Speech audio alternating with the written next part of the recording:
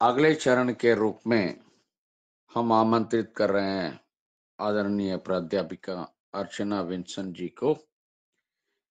अर्चना Vinson जी हम सबसे परिचित ही हैं, हमें परिचित ही हैं उन्हें।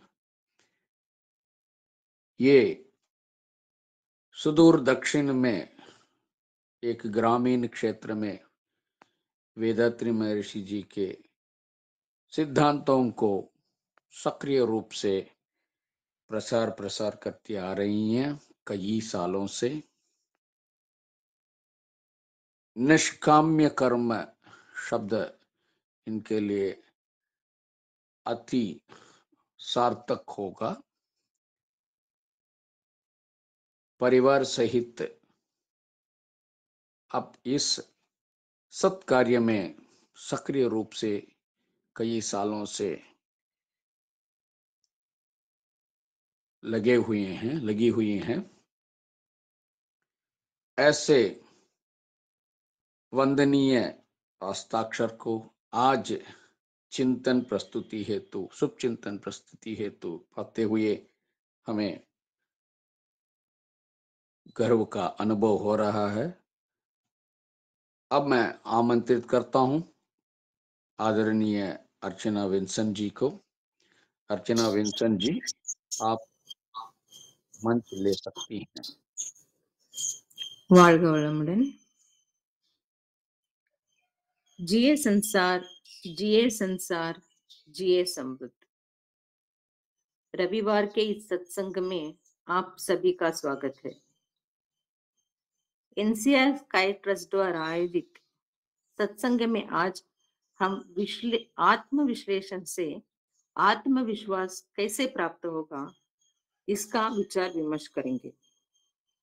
गुरु का आशीर्वाद बना रहे। आत्मविश्लेषण का मतलब आत्मा से उसके कार्यों की जांच कर देखना। हमारे हर कार्य को हमें क्यों जांचना या क्यों समझना चाहिए? आत्मविश्लेषण क्यों करना चाहिए? आत्मा को परखने से क्या लाभ होते हैं? इसके बारे में हम अगर सोचे तो हम जो कार्य करते हैं वह मन की तरंगों से निकलकर भावुकता के रूप में कार्यरत होते हैं।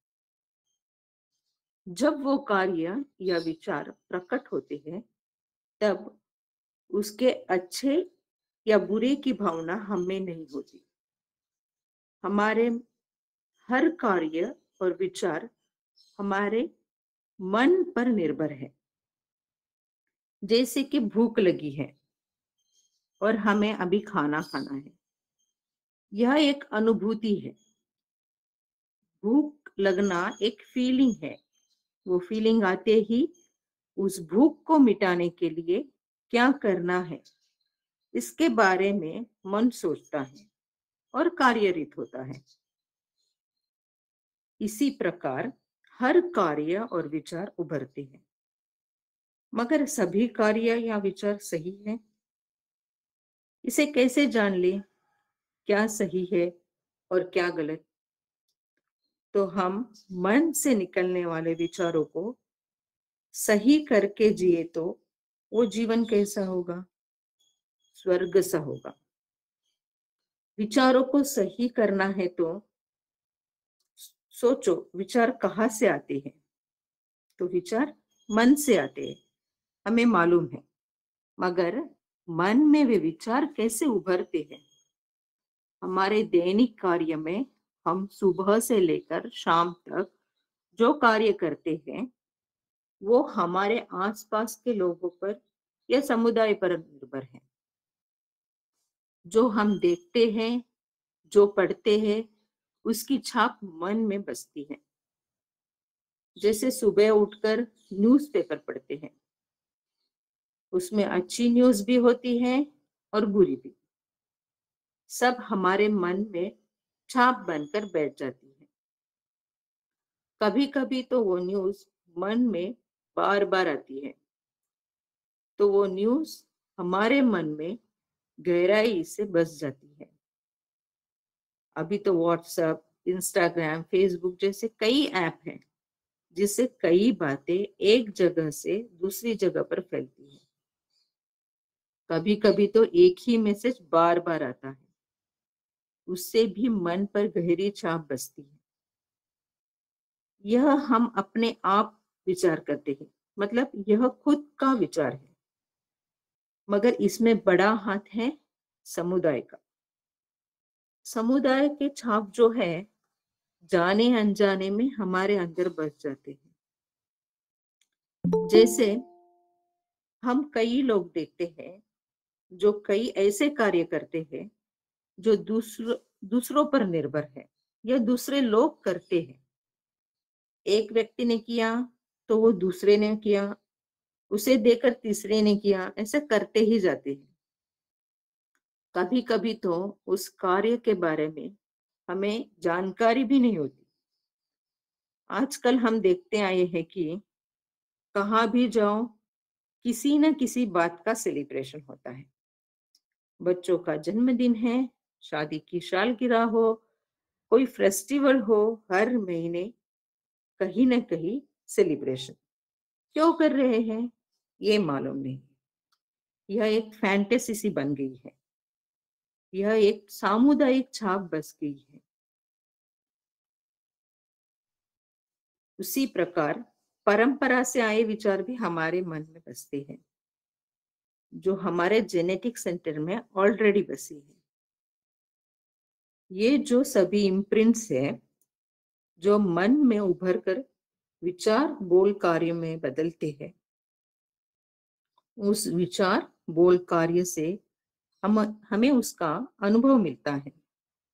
उस अनुभव से हमें आनंद मिले तो हम उस बात को बार बार करते हैं या बार बार करने के बारे में सोचते हैं। मतलब जो चीज हमारे इंद्रियों को आनंद देती है, वो कार्य करने में हमें खुशी होती है, वो अनुभव हमें पसंद आता है। यहाँ इंद्रियों की मोह में हम खो जाते हैं। मगर क्या हम इस मोह माया में बंधने के लिए धरती पर आए हैं? ऐसा कुछ तो है जिसके लिए हमें इस धरती पर आना पड़ा है। तो हमें पता लगाना है हम क्यों, किस कार्य के लिए इस धरती पर आए हैं। मैं कौन हूं? मेरे इस जन्म का मकसद क्या है? तो ऐसे मन में अनेक प्रश्न उठते हैं। समुदाय और सृष्टि के बारे में हमें समझना चाहिए। इसके बारे में रिसर्च करने से ही हमारे अंदर एक ज्ञान उत्पन्न होगा। मैं जो कुछ कर रहा हूं वो सही है या गलत, इसकी खोज करने से ही हमारे निर्णय सही होंगे। तो अभी हमारे मन को हम प्रश्न पूछेंगे, मैं जो कुछ कर रहा हूं वह सही है? तो हमारा मन क्या कहेगा? तू जो कुछ कर रहा है वो गलत है, ऐसा कहेगा? कभी नहीं। क्योंकि हम हमेशा सोचते हैं मैं जो कर रहा हूं वो सही है, मगर ऐसा नहीं होता।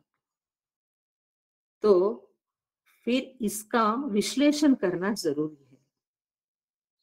इसके लिए एक बड़ी मनोशक्ति हमारे पास होनी चाहिए कि ये हर कार्य को फिर से सोच सोचकर देखने की दृढ़ता हमें होनी चाहिए। हमारे विचार सही भी हो सकते हैं और गलत भी, मगर वो सोच कर देखने के बाद ही उस पर निर्णय ले कि वो सही है या गलत। इसे जानने के लिए हमें एक अभ्यास की आवश्यकता है। जैसे ऐसे अभ्यास के कारण ही मन को एक परिपक्वता मिलती है। उसे पाने के लिए ही आत्मविश्लेषण के अभ्यास की जरूरत है। इससे मन सही और गलत की जांच करता है। उससे जो रिजल्ट आता है वो कैसा होगा? सही ही होगा। उसमें कुछ भी गलत हो ही नहीं सकता। हर एक विचार, बोल, कार्य को एक एक करके परखने से हमारे विचार, बोल, कार्य शुद्ध हो जाएंगे। मनोसमृद्धि कला में आत्मविश्लेषण के मुख्य 5 अभ्यास हैं। विचार अन्वेषण, इच्छा सुधार, क्रोध वर्जन, चिंता उन्मूलन और मैं कौन हूं। एक एक करके हम इस पर थोड़ा विचार करेंगे। विचार अन्वेषण के बारे में सोचे। विचार कहाँ से उभरते हैं इसके बारे में सोचेंगे तो वो मन से उभरते हैं। मस्तिष्क के माध्यम जीवकांत संचलित होकर इंद्रियों को संचलित कर पंचतन मात्रों को विभिन्नता का अनुभव करके उस समय होने वाले संचलन को मन कहते हैं। ये हमें मालूम है। मन मतलब अभिलेख को सिकुड़ कर रखना और विस्तृत कर दिखाना। मस्तिष्क की कोशिकाओं में विस्तृत करके दिखाना ही विचार है। मन के बाह्य घटनाओं और वस्तुओं से संपर्क स्थापित कर पूर्व प्राप्त अनुभवों की तुलना के द्वारा आंकना ही विचार है। जो विचार उठते हैं वे बोल कार्य में बदलते हैं। मन के विचारों की उन्नति के बल पर ही विचारों का स्तर और श्रेयस निर्भर होता है। अभी विचारों का अन्वेषण करना है। अच्छे विचारों से सद्गुण और बुरे विचारों से दुर्गुण बनते हैं। विचारों के मूल में जाकर हमें पहचानना है। दुर्विचारों से मुक्त होने के लिए आत्मविश्लेषण जरूरी है। हर मनुष्य के जीवन की शिल्पी उनके अपने अपने विचार ही है, ये हमें मालूम है। मगर आत्मविश्लेषण के लिए एक बात करनी बहुत जरूरी है, वो है ध्यान। अंतर ध्यान करने से ही मन की तरंगे कम होती है। हम शांत मन से सोच सकते हैं। आत्मविश्लेषण के लिए अंतर ध्यान करने से ही यह साध्य हो सकता है। मन शांत नहीं हो, मन से निकलने वाले विचार एक के बाद एक आते रहेंगे। उस पर जांच करने का अवकाश भी हमें नहीं मिलेगा। विचारों से अन्वेषण करना है। विचारों की सुरक्षा के लिए विचारों को ही वहां रखना है। हमें विचारों के उठने के कारणों को जानना है। जैसे कि वो विचार आवश्यकता, आदत, परिस्थिति, दूसरों की प्रेरणा, आनुवंशिक गठन या दैवत्व से आए हैं। प्रत्येक विचार का अन्वेषण करके उसके कारण को जानना है। अच्छे विचारों को पूरे करने का प्रयत्न करना है। उसके लिए योजनाएं बनानी है। बुरे विचारों के बारे में सोचना भी नहीं है। मुझे ये विचार नहीं चाहिए, इसका संकल्प करके उस विचार को सतर्कता पूर्वक रोकना चाहिए। विचारों पर अन्वेषण करने से समझो आधे रास्ते को हमने तय कर लिया। विचारों से ही इच्छा, क्रोध, चिंता उभरते हैं। जैसे इच्छा को देखे तो आवश्यकता के कारण उभरने वाली इच्छाएं हैं। एक है प्राकृतिक और दूसरी जीवोन्नत। आवश्यकता के ऊपर ही इच्छाएं इंद्रिय सुख के लिए होती है। उस कारण उन इच्छाओं से हमें कष्ट भुगतने पड़ते हैं। इसलिए अनमेल इच्छा, अधिक इच्छा तथा लोभ को तृप्त करना होगा। इसे ही इच्छा सुधार कहते हैं। इसका अभ्यास करने के लिए हमें जानना है कि यह इच्छा किस पर है, किसी व्यक्ति, या वस्तु पर या इंद्रियों का सुख है? क्या ये इच्छा आवश्यक है? इस इच्छा को पूरी करने के लिए हमारे पास वक्त या सुविधा है? हम शारीरिक और आर्थिक स्थिति से समक्ष हैं? इससे मेरा और दूसरों का भला होगा या बुरा? इन प्रश्नों का उत्तर ही इन इच्छाओं का निर्णय है। इन इच्छाओं को सुधारने के बाद उस पर योजना बनाना, उसे कार्यान्वित करना, उसे करके दिखाना और उसका अनुभव करना। इससे हमने इच्छा सुधार कर लिया, ऐसा समझकर हम जी रहे हैं। मेरे इच्छाओं का सुधार हो गया है। मगर हमें कई चीजों के कारण क्रोध आता है, तो समझ लीजिए इसमें इच्छा सुधार में कुछ न कुछ गड़बड़ है, क्योंकि क्रोध के कारण इच्छा के प्रति रुकावट है। मगर इनमें अच्छी इच्छाएं भी हो सकती हैं। उन अच्छी इच्छाओं के प्रति न जाने अच्छा अच्छी इच्छाओं की पूर्ति करने के कारण हमें क्रोध आता है, क्योंकि उस वहां अच्छी इच्छाओं की पूर्ति भी न हो रही है। हमें ज्यादातर क्रोध कब आता है? हम किसी की प्रतीक्षा कर रहे हैं और वे देर से आते हैं और हमें बताते भी नहीं क्यों लेट आए हैं। किसी कार्य में योजनाबद्धता होना, कोई काम करने में उत्सुक है, मगर हमारा तन या मन हमें असमर्थ बनाता है। हमें अपने आप पर ही उस वक्त क्रोध आता है। मगर ध्यान में रखना है, क्रोध एक आत्महत्या के समान की घटना है।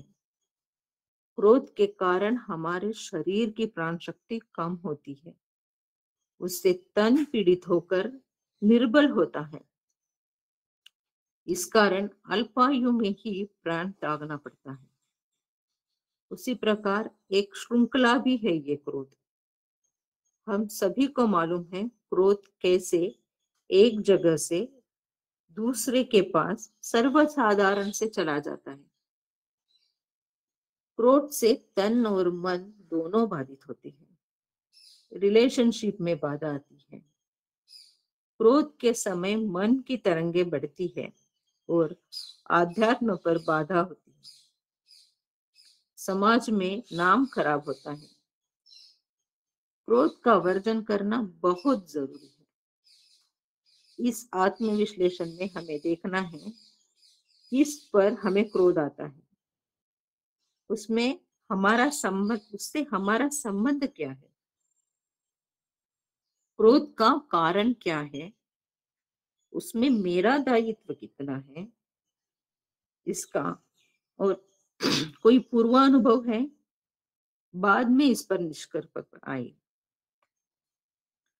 हम जिन पर क्रोधित होते हैं उन्हें शुभकामनाएं देना शुरू करें और संकल्प ले कि आज के बाद उन पर मैं क्रोध नहीं करूंगा। मन में सोच ले कि मैंने मनोसमृद्धि कला सीखी है, मुझे इसका ज्ञान है, मगर सामने वाले व्यक्ति को इसका ज्ञान नहीं है, तो उनसे अपेक्षा रखना मतलब मूर्खता है। मुझे ही उनको क्षमा कर देना है, तो मुझे ही क्रोध का वर्जन करना है। अभी सोचो, विचारों में इच्छा और क्रोध का आत्मविश्लेषण पूरी तरह से हो गया, तो इसमें कोई चिंता नहीं उभरेगी। मगर इच्छाएं और क्रोध बड़ी आसानी से हमारे पास से निकल नहीं सकते। बाधित इच्छाओं के कारण स्वरूप वस्तु या व्यक्ति के प्रति उत्पन्न मिथ्याभाव ही क्रोध है।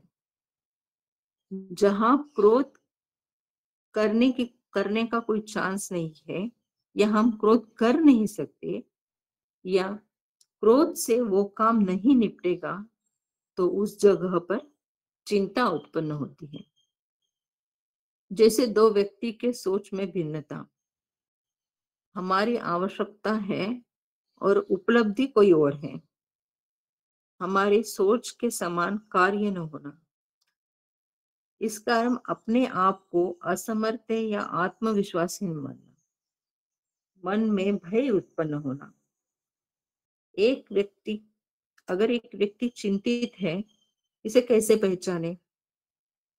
अगर उनके शरीर में रोग, मन में कलंक और मन में संचलन, जीवन में परेशानियां हैं, तो वो किसी न किसी कारण से चिंतित है।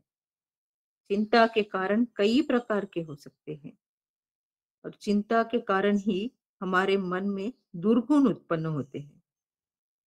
मगर जीवन काल में कई परेशानियां हमें झेलनी पड़ती है, उससे हम चिंतित होते हैं। तो हमें परेशानियों को दूर करना सीखना है। मगर परेशानियों के बिना जीवन भी तो नहीं है, उसमें चिंता का उन्मूलन करना है।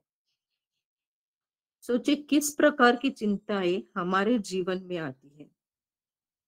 अनिवार्य रूप में भुगतने वाली चिंताएं, जैसे दीर्घकाल रोग, मरण, संपत्ति हानि, या स्थगन योग्य चिंताएं, विवाह में बाधा, बेरोजगार जैसे। नकारने योग्य चिंताएं, दूसरों से मतभेद होना, ईर्षा पूर्व संवाद होना, या हमारे कर्म। तत्काल दूर करने योग्य चिंताएं, जैसे ऋण की परेशानियां, ऑपरेशन करना, बंटवारे की मांग करना, ऐसी चिंताएं। इस प्रकार कई चिंताएं हमारे जीवन में आती है। इन चिंताओं को कारण सोचकर ये सोचे, जो चिंताएं तुरंत दूर करने योग्य है उसे तुरंत मिटाएं। दूसरी चिंताओं पर समुचित प्रयास करके उनको मिटाने की कोशिश करें।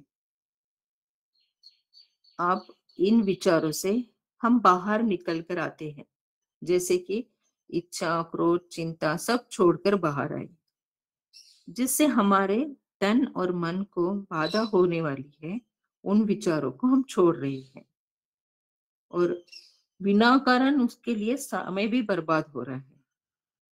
इस समय बर्बाद के कारण हमारे मन में अच्छे विचार उभरने में बाधाएं आ रही है। अच्छे विचारों के लिए अभी समय भी नहीं रहा है। ऐसे अनचाहे विचारों से, अनचाहे इच्छा और क्रोध, चिंता से हम बाहर निकलने के बाद ही हमारे मन में आता है, जैसे मैंने पहले ही कहा कि हम इस धरती पर किसी न किसी एक मकसद के लिए आए हैं। तो मेरा मकसद क्या है, ये हमें सोचना है। तभी उभरता है एक प्रश्न, मैं कौन हूं? इस प्रश्न का जवाब खोजना ही आत्मविश्लेषण है। आत्मविश्लेषण की आखिरी खोज ही मैं कौन हूं। मैं तन, मन या प्राण हूं या ज्ञान हूं? इस खोज में हमें पता है कि मैं तन भी नहीं हूं, मन भी नहीं हूं, प्राण भी नहीं हूं। ईशता की स्वपरिवर्तन प्रक्रिया में ही ज्ञान और मैं के रूप में प्रवेश किया। सभी में ज्ञान है, अंततः सब में देवता स्वरूप ज्ञान ही है। तो मैं ही ज्ञान, ज्ञान ही देवता, तो फिर मैं कौन हूं? मैं देवता हूं। शरीर मंदिर तुल्य होता है, उसमें देवता ही ज्ञान के रूप में विराजमान है, वह मैं के रूप में है। मैं कौन हूं? तो फिर मैं एक चलता फिरता ज्ञान मंदिर हूं। यही ज्ञान तन, मन और प्राण में विराजित है। मैं कौन हूं ये समझ में आने के बाद ये समझ ले कि ईश्वर ने अपनी ही छवि इस धरती पर अपने अपने कर्मों के स्वरूप निर्माण की है। ईश्वर की छवि होने पर भी हम अलग अलग हैं। क्यों? क्योंकि हम सभी के कर्म अलग अलग हैं। ये समझ आने से ये पता चलेगा कि बाहरी कौन सा भी कार्य हम पर प्रभाव नहीं डालता, हमारे विचार ही जो है हम पर प्रभाव डालते हैं।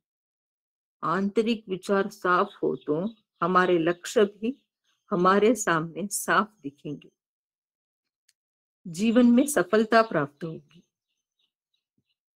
हमारे जीवन में हमें जो कुछ अच्छा या बुरा हो रहा है उसका कारण हमारे पाप पुण्य है, मगर इसे मात करके हमें आगे बढ़ना है। इसका एक अभ्यास हमारे महर्षि ने हमें दिया है, ध्यान। अंतर ध्यान करने से मन अपनी शक्ति और क्षमता को बढ़ा सकते हैं। ध्यान में हमें एकाग्रता, तेजस्विता, शीलता, सदाचार मिलते हैं। उससे मन और कर्म में पवित्रता आ जाती है। मन की तरंगों की गति कम होकर हम मन शांति पाते हैं। मगर क्या मन समृद्धि जीवन की सफलता के लिए काफी है? मन तो हजारों बात चाहे, पर शरीर भी स्वस्थ होना चाहिए। शरीर के स्वस्थता के लिए व्यायाम के साथ भोजन, परिश्रम, नींद सभी एक मात्रा में होने चाहिए। जीवन में सफलता के लिए हमें अपने आप पर आत्मविश्वास होना जरूरी है। जब हमें आत्मविश्लेषण करने के बाद जीवन में सफलता मिलती है, उस सफलता के कारण जीवन में खुशी आती है। और एक बार हमें सफलता हासिल हो जाए, हमें जीवन में आगे बढ़ने का हौसला मिलता है और आगे जाकर जीवन में सब कुछ सही तरीके से होने लगता है। इसमें एक बड़ी बात यह है कि आत्मविश्लेषण से हम जो करते हैं उसमें अपने आप को या दूसरों को कष्ट न हो इसका ख्याल हम रखते हैं। अपने या दूसरों के भले के लिए ही सभी कार्य करते हैं, उसका रिजल्ट अच्छा ही होता है। दूसरों को सुखी देखकर मन की मनोशक्ति बढ़ती है, सेवा भावना बढ़ने लगती है, मन में स्नेह और करुणा से भर जाता है। आजकल हम देखते हैं छोटे बच्चों से लेकर बड़ों तक एक बड़ा शब्द हम कॉमन वर्ड हो गया है, जो है स्ट्रेस, तनाव। क्योंकि हम आत्मविश्लेषण नहीं कर रहे हैं, इसके लिए ये सब आ रहा है। ये तनाव क्यों आता है इसके बारे में आत्मविश्लेषण करके देखें तो हम जो चाहते हैं वो नहीं हो रहा है, वही मन का तनाव है। और शरीर का तनाव मतलब शरीर व्यायाम नहीं कर रहे हैं, नए कई रोग आ रहे हैं, इसके लिए शरीर का तनाव हो रहा है। हमने देखा कि आत्मविश्लेषण से कैसे विचारों को हम सही ढंग में ला सकते हैं, उन पर विजय पा सकते हैं। कौन सा काम कब और कहाँ करे इसको जान ले तो स्ट्रेस होगा ही नहीं, मगर वो करने में स्ट्रेस ना हो इसका भी ख्याल रखे। मतलब स्ट्रेस को मिटाने के लिए स्ट्रेस ना हो। आत्मविश्लेषण से जीवन में आत्मविश्वास बढ़ता है, या यानी आत्मा को विश्वास होता है कि जो मैं कर रहा हूं वो सही है, मैं जो करने जा रहा हूं वो भी सही होगा, इस कार्य के लिए ही मुझे ये जन्म मिला है। आत्मविश्वास से काम करने से सही काम सही ढंग से सही वक्त कर सकते हैं। डर तो बुरे कार्यों से लगता चाहिए, अच्छे कार्यों से डर नहीं लगना चाहिए। अच्छे विचारों और अच्छे कार्यों से हमारे आसपास के लोग, जो लोग रहते हैं, वे भी अच्छे ही होंगे। हमारे विचारों से सभी पॉजिटिव थिंग्स हमारे पास आएंगी, या वो लोग हमें देखकर अच्छे बनेंगे तो फिर संकल्प करें, मुझे सद्गुणी बनना है। सद्गुण अप, अपने में भरने के लिए आत्मविश्वास करें और आत्मविश्वास से जिए और जग कल्याण के बारे में सोचें। इस सत्संग में मेरी यही मनोकामना है कि हमें देखकर दूसरों को भी हमारे जैसे बनने की उत्तेजना मिले। तो आत्मविश्वास के साथ मनोसमृद्धि कला का अभ्यास करें। इसके लिए आप सभी को मेरी तरफ से बहुत सारी शुभकामनाएं। आप सभी को फिर से एक बार धन्यवाद करके एनसीआर स्काई ट्रस्ट की मैं आभारी हूँ। जिए संसार, जिए संसार, जिए समृद्धि। सारे संसार में सुख, समृद्धि और शांति बनी रहे। धन्यवाद।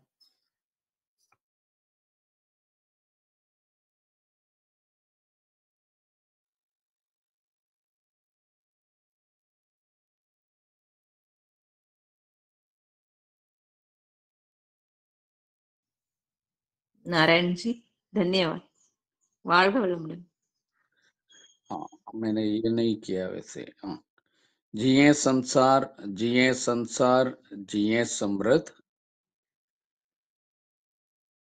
बहुत बहुत धन्यवाद अर्चना जी। अति अद्भुत ढंग से आत्मविश्लेषण पाठ्यक्रम को लेते हुए आत्मविश्वास तक उसकी स्वाभाविक यात्रा को समझाते हुए उन्होंने एक अति अद्भुत वक्तव्य प्रस्तुत किया है, जिसके लिए सभासदों की ओर से आभार व्यक्त करने में हमें गौरव का अनुभव हो रहा है। आत्मविश्लेषण मनोसमृद्धि कला के एक मूलभूत अंग है। इससे कोई भी किसी को भी कोई किसी प्रकार की छूट नहीं है, चाहे वो प्राध्यापक हो, वरिष्ठ प्राध्यापक हो। आत्मविश्लेषण के बिना उसका जीवन अपूर्ण ही है। जिस दिन मनोसमृद्धि कला केंद्र में हम प्रविष्ट हुए, व्यायाम से लेकर लघु ध्यान, कायाकल्प के बाद यह पाठ्यक्रम जिसमें आत्मविश्लेषण सम्मिलित है, उस दिन से लेकर एक प्रकार से इस भौतिक विश्व को छोड़ते समय तक आत्मविश्लेषण अनिवार्य है। इस दृष्टि से आदरणीय अर्चना जी ने बहुत अच्छे ढंग से इस सद्विचार को प्रस्तुत किया है।